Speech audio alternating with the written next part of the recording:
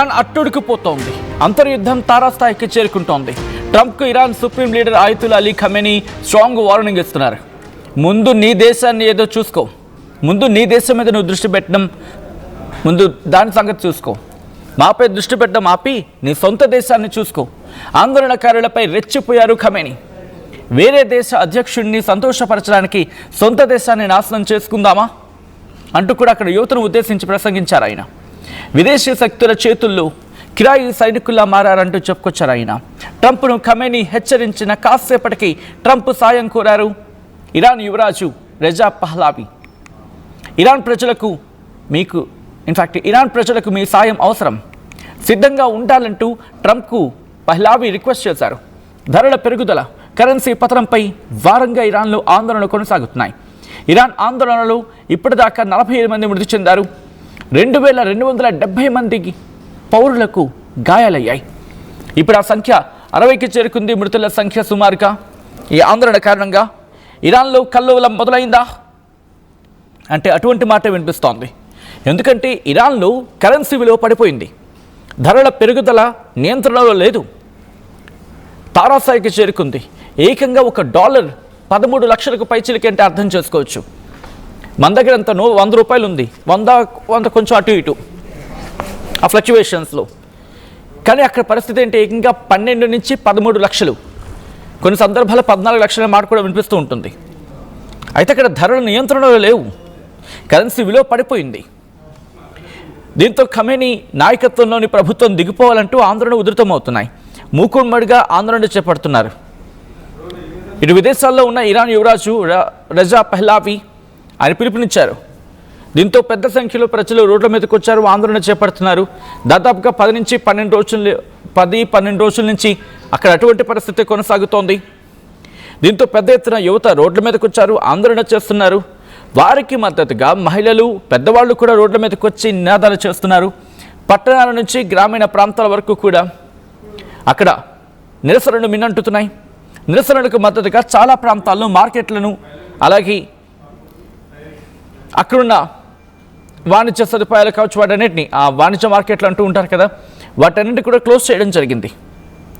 రోడ్లపై వాహనాలకు, దాంతోపాటు గవర్నమెంట్ ఆఫీసెస్కి ఆందోళనకారులు నిప్పు పెడుతున్నారు. ఒక మసీదుకు కూడా నిప్పు పెట్టారు. ఆ మసీదు ప్రతి శుక్రవారం ఖమేనీ వెళ్ళే మసీదు అనేది అక్కడ వినిపిస్తున్నమాట. ఖమేనీ ప్రతి శుక్రవారం వెళ్ళే మసీదు కూడా నిప్పంటించారనేది కొద్దిసేపటి నుంచి సోషల్ మీడియాలో చక్కర్లు కొడుతోంది. అది ఎంతవరకు వాస్తవం అనేది ధృవీకరించలేం. రోడ్లపై వాహనాలకు, ప్రభుత్వ కార్యాలయాలు కూడా ఆందోళనకారులు చేరుకుంటారు. ఒక్కసారి అక్కడ నిరసనలు ఏ స్థాయికి చేరుకున్నాయో విజువల్స్లో చూద్దాం.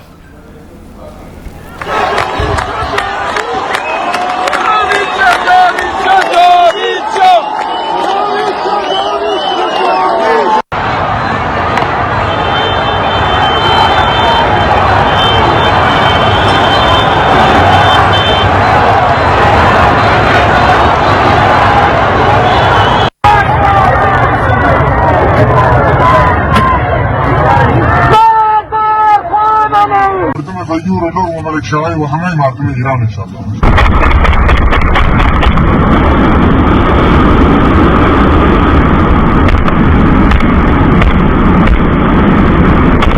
غيور له وملك شرعي وحماية معتمد إيران إن شاء الله. విజువల్స్ మీరు చూడడం జరుగుతుంది ఆర్టీవీ స్క్రీన్ మీద. అక్కడ ఆందోళన ఏ స్థాయికి చేరుకుంటున్నాయనేది చేసింగ్ చేస్తూ మరి వాళ్ళు అక్కడ కాల్పులకు తెగపడుతున్న పరిస్థితి.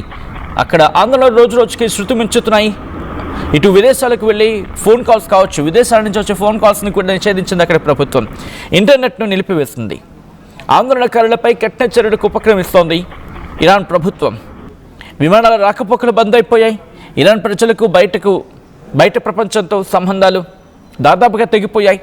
కీలక ప్రాంతాల్లో ఖమేనీ తన బలగాలను మోహరించారు. ఆయన కూడా ఆందోళన ఉధృతమవుతున్నాయి. ఇన్ఫ్యాక్ట్ అయినా కూడా ఆందోళనలు తీవ్రతరం అవుతున్నాయి. నిప్పంటించారు. అక్కడ భవనాలకి నిప్పంటిస్తున్నారు. ప్రభుత్వ భవనాలకు నిప్పంటించడం జరుగుతోంది. ఖమేనీ దేశం విడిచి పారిపోవాలంటూ వాళ్ళు అక్కడ ఆందోళన చేస్తున్న క్రమం. భద్రతా బలగాలకి ఆందోళనకారులకు మధ్య ఒక్కసారి చూడొచ్చు. రోడ్ల మీదకి ఏ స్థాయిలో జనాలు చేరుకుంటున్నారనేది ఒకరు కాదు, ఇద్దరు కాదు, వందలాది మంది రోడ్ల మీదకి చేరుకుని మాకు మీ ప్రభుత్వం వద్దు, మీ ప్రభుత్వం దిగిపోవాలి, మీ ప్రభుత్వంతో మాకెందుకు పనికి రావటం లేదు, అమెరికాతో జత కడతారా, లేకపోతే ఇటు దేశంలో శాంతి భద్రతలను అలాగే మాకు నిత్యావసర ధరలు, మా కరెన్సీ విలువను పెంచుతారా? ఇది ప్రస్తుతం ఇరానీయులు అక్కడ అడుగుతున్న ప్రశ్న ఖమేనీ ప్రభుత్వాన్ని. ఖమేనీ మాత్రం ఒకటే అంటున్నారు, ఇదంతా కూడా దేశంలో ఆందోళన జరగడానికి విదేశీ శక్తులు ఉన్నాయి, ముందు మీ సంగతి మీరు చూసుకోండి, ముందు మీ దేశంలో మీ సంగతి మీరు చూసుకోండి, ఆ తర్వాత మా దేశం విషయానికి వద్దురు కానీ అంటూ కూడా ఇటు ఖమేనీ ఆ దేశానికి సంబంధించి అంటే పేరు ఎత్తకుండానే అమెరికాను ఉద్దేశించి ఆయన చేస్తున్న మాటలు అవి. అసలు మీరు ఏం చేస్తున్నారు? మీ దేశం సంగతి మీరు చూసుకోండి, ముందు మీరు మీ దేశం సంగతి చూసుకోండి, ఆ తర్వాత మా దేశానికి వద్దురు కానీ, మా దేశంలో ఉన్న పరిస్థితి ఏంటో మాకు తెలుసు, ముందు మీరు మీ దేశాన్ని చక్కదిద్దుకునే ప్రయత్నం చేయండి అంటున్నాడు ఖమేనీ. దాదాపుగా 12 రోజులు అవుతోంది, అక్కడ ఆందోళనలు ఉధృతమవుతున్నాయి, రోజు రోజుకి తారాస్థాయికి చేరుకుంటున్నాయి. వాళ్లకున్న $1 విలువ 10 లక్షలకి చేరుకుంది. ఒక బ్రెడ్ ముక్క కొనుక్కుందామంటే, సపోజ్ ఒక బ్రెడ్ ముక్క $1 అనుకుందాం, $1 చెల్లించి వాళ్ళు కొనుక్కోవాలంటే దాదాపుగా 12 నుంచి 13 లక్షలు పెట్టాల్సి వస్తుంది. ఎందుకు ఇదంతా అక్కడ జరుగుతోంది? కొన్ని వాళ్ళకి డబ్బు లేవా? అక్కడ సమస్య ఏంటంటే వాళ్ళ దగ్గర చమురు నిక్షేపాలు ఉన్నాయి, చాలా గట్టిగానే ఉన్నాయి. ప్రపంచంలో కొన్ని సందర్భాల్లో భారత్ కూడా అక్కడి నుంచి దిగుమతి చేసుకుంది, కానీ అమెరికా ఆంక్షలు విధించిన తర్వాత వాళ్ళతో ఇంకా వాణిజ్యం లేదు. సో ఇలా ప్రపంచ దేశాలన్నీ కూడా ఇటు అమెరికా ఆంక్షల కారణంగా ఇరాన్ నుంచి చమురుడు కొనుగోలు చేయడం మానేశాయి. ఇక అక్కడి నుంచి మొదలైంది కదా, ఇంకా అక్కడి నుంచి అక్కడికి వెళ్ళింది. ఇటు అమెరికాకి అలాగే ఇరాన్కి మధ్య, ఇంకా చెప్పాలంటే ఇజ్రాయెల్కి ఇరాన్కి మధ్య గొడవలు జరిగాయి కదా. ఆ క్రమంలో అమెరికా ఇన్వాల్వ్ అయినప్పుడు ఏం జరిగింది? ఏకంగా న్యూక్లియర్ ఫెసిలిటీస్ని అటాక్ చేసింది. సో దాంతో కీలకమైన న్యూక్లియర్ ఫెసిలిటీస్ వాళ్ళకి కోల్పోవడం జరిగింది ఇరాన్. ఇక అక్కడి నుంచి దాదాపుగా కొన్ని రోజుల పాటు కొనసాగింది ఇజ్రాయెల్కి ఇరాన్కి మధ్య. అమెరికా కూడా జోక్యం చేసుకుంది గత ఏడాది. ఆ యుద్ధంలో ఇరాన్ తీవ్రంగా నష్టపోయింది. దీంతో ఏమైంది? అక్కడ చమురు కొనేవాడు ఎవడు లేడు, కొంటే చైనా కొనాలి, ఆల్రెడీ చైనా రష్యా నుంచి కొంటోంది. కాబట్టి విదేశాలు ఇరాన్ చమురును కొనే ఛాన్సెస్ లేవు.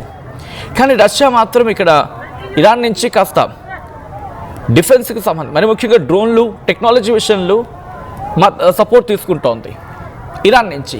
కాబట్టి ఇటు రష్యా కూడా కష్టాల్లో ఉంది, ఎందుకంటే యుక్రెయిన్ యుద్ధంతో రష్యా కూడా చాలా కోల్పోయింది, వాళ్ళ ఎకానమీ కూడా కాస్త పడిపోయింది. అఫ్కోర్స్ కాస్త మెరుగైనప్పటికీ కూడా కాస్త ఊగిసలాడుతోంది.